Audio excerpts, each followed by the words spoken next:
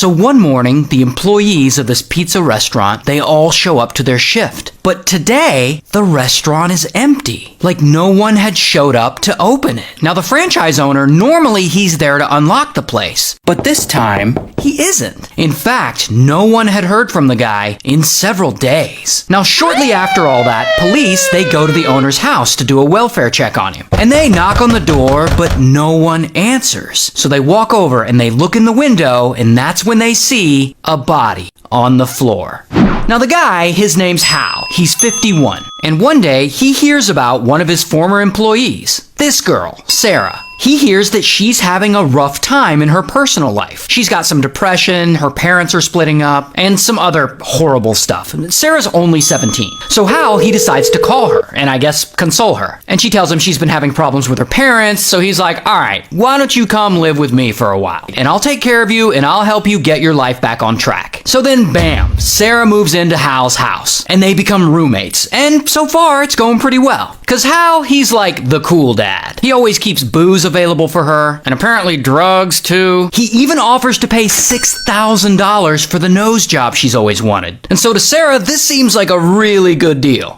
Until after 6 months in this new living situation, Hal comes to Sarah and he hits her with some devastating information. He tells her that he loves her, and not in like a fatherly way, in like a romantic way. And since she's 18 now, he feels like it's appropriate to go ahead and make a move on her. And so Sarah, she's like, oh, hell no. And she shuts him down. But from there, Hal doesn't let up. Time goes on and he keeps trying to get with her, and she keeps saying no. And then one night, he gets frustrated and he threatens her. He says if she doesn't hook up with him, he'll kick her out of his place. And poor Sarah, she has nowhere else to go. So that night, she gets blackout drunk and she finally gives in. And then later, after they're done, Hal wants to ensure that it happens again. So he gives her an ultimatum. He's like, listen, if you're gonna keep living here, then you have to pay rent. And he also tells her she needs to reimburse him for food, gas, cell phone, car repairs, her dog's vet bill, and of course, that $6,000 nose job. And obviously, Sarah can't reimburse him. She doesn't make that much money. So she keeps on smashing with him because that's sort of her way of paying him. And this new smashing for payment routine, it keeps going. It continues anywhere from 3 to 5 times a week, and Sarah just hates it. And aside from that, Hal just doesn't treat her well. He belittles her, he threatens to sue her for the money she owes him, he takes her paychecks away from her when she gets them, so she has no money at all. It sucks. And then at some point, he tries to pay for her to get breast implants. But the doctor they go to refuses because she's so young. So then Hal decides to get her butt implants, which cost about $10,000. Not to mention, she doesn't really want them. But she ends up getting them, and he expects her to pay him back for the cost of the surgery, which of course means more coerced smashing. And of course, Hal is a total creep. He goes and he starts bragging to his friends about how awesome it is that he bagged an 18-year-old. The whole thing is just gross. But all this really starts taking a toll on Sarah's mental health, and pressure starts building up,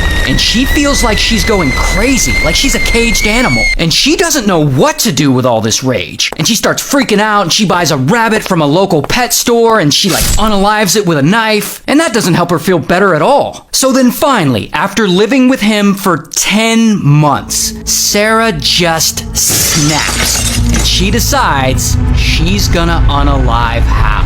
So then one night, when Hal isn't paying attention, she gets some sleeping pills and she crushes them up and she puts them in his beer. And he drinks it, and about an hour or so later, he passes out. Then she zip ties his wrists and ankles, and she gets a large hunting knife and she unalives him right there in his own house. And for the first time in a long while, Sarah finally feels free. So much so that she uses Hal's blood to write freedom on the wall of his house. Yeah, I know, this story's weird. But then she steals Hal's car and she joyrides to Florida. I mean, she knows the police is gonna be after her soon. She just wants to visit the ocean one last time before it happens.